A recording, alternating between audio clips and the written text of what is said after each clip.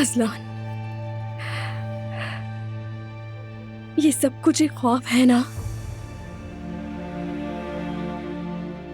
मेरा बेटा जिंदा है, उसे कुछ भी नहीं हुआ। मेरा बेटा जिंदा है, बिल्कुल ठीक है वो। ये कैसे हो सकता है? भला ऐसा हो भी कैसे सकता है? मैं कुछ भी नहीं समझ पा रहा हूं।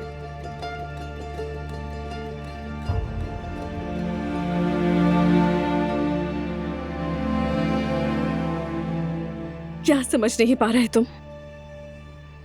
दुआ ने हमारे होने वाले बच्चे को मारा है, तुम्हें आखिर नजर क्यों नहीं आ रहा अज़लान?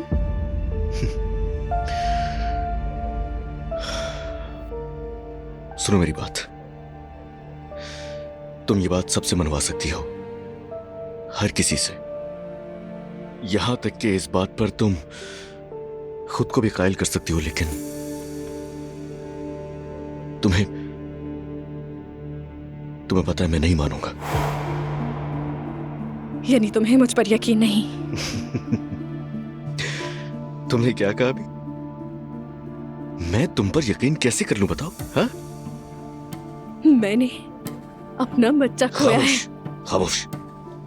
आज के बाद बहाना नहीं बनाओगे बच्चे का। आज मेरा भी बच्चा मरा है, लेकिन इसका इल्जाम तुम दुआ पर नहीं लगा सकती। तुम गुनाह कर रही हो।